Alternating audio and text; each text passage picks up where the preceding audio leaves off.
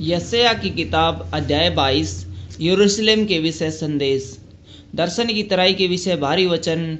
तुम्हें क्या हुआ कि तुम सब के सब छतों पर चढ़ गए हो, हे कोलाहल और उद्यम से भरी प्रसन्न नगरी। तुझ में जो मारे गए हैं वे न तो तलवार से और न लड़ाई में मारे गए हैं। तेरे सब न्यायी एक संग भाग गए और बिना धनुष के बंदी बनाए गए हैं। तेरे जितने शेष रह गए वे एक संग बंदी बनाए गए, यद्यपि वे दूर भागे थे। इस कारण मैंने कहा, मेरी ओर से मुंह फेर लो कि मैं बिलक बिलक कर रोऊं। मेरे नगर का सत्यानाश होने के शोक में मुझे शांति देने का यत्न मत करो, क्योंकि सेनाओं के प्रभु यहोवा का ठहराया हुआ एक दिन होगा जब दर्शन की तराई में कोलाहल और रोंदा जाना और बेचैनी होगी। शहरपनाह में सुरंग लगाई जाएगी और दोहाई का शब्द पहाड़ों तक पहुंचेगा।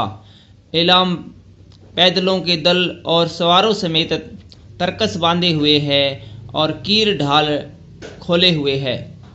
तेरी उत्तम उत्तम तराइयां रथों से भरी हुई होगी और सवार फाटक के सामने पांति बांधे। उसने यहूदा का घूंघट खोल दिया है।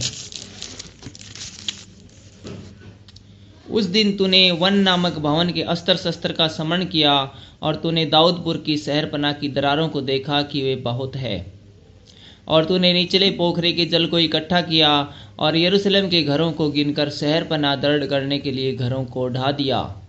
तूने दोनों दीवारों के बीच पुराने पोखरे के जल के लिए एक कुंड खोदा, परंतु तूने उसके कर्ता को स्मरण नहीं किया, जिसने प्राचीन काल से उसको ठहरा रखा था, और न उसकी ओर तूने दृष्टि की। उस समय सेनाओं के प्रभु यहोवा ने रोने पीटने, सिर मुंडाने और टाट पहनने के लिए कहा था, परंतु क्या देखा कि हर्ष और आनंद मनाया जा रहा है। गाय बैल का घात और भेड़ बकरी का वध किया जा रहा है।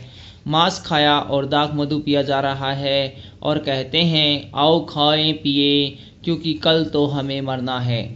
सेनाओं के यहोवा ने मेरे कान में कहा और अपने मन की बात प्रकट की, निश्चय तुम लोगों के इस अधर्म का कुछ भी प्रायश्चित तुम्हारी मृत्यु तक न हो सकेगा।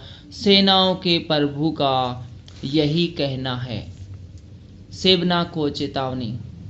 सेनाओं का प्रभु यहोवा यूं कहता है, सेबना नामक उस भंडारी के पास जो राजघराने के काम पर नियुक्त है, जाकर कह, यहाँ तू क्या करता है और यहाँ तेरा कौन है कि तूने अपनी कब्र यहाँ खुदवाई है। तू अपनी कब्र ऊंचे स्थान में खुदवाता और अपने रहने का स्थान चट्टान में खुदवाता है। देख, यहोवा तुझको बड़ी शक्ति से पकड़कर बहुत दूर फेंक देगा। वह तुझे मरोड़कर गेंद के समान लंबे चौड़े देश में फेंक देगा। हे अपने स्वामी के घराने को लज्जित करने वाले, वहाँ तू मरेगा और तेरे वैभव के रथ वहीं रह जाएंगे। मैं तुझको तेरे स्थान पर से धकेल दूंगा और तू अपने पद से उतार दिया जाएगा। उस समय मैं हिल्किय्याह के पुत्र अपने दास एलयाकीम को बुलाकर उसे तेरा अंगरखा पहनाऊंगा और उसकी कमर में तेरी पेटी कसकर बांधूंगा और तेरी प्रभुता उसके हाथ में दूंगा।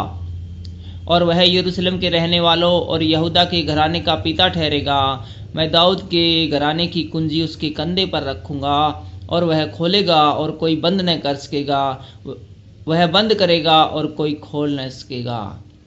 मैं उसको दृढ़ स्थान में खुंटी के समान गाड़ूंगा और वह अपने पिता के घराने के लिए वैभव का कारण होगा। और उसके पिता के घराने का सारा वैभव, वंश और संतान, सब छोटे छोटे पात्र, क्या कटोरे क्या सुराइयाँ, सब उस पर टाँकी जाएगी।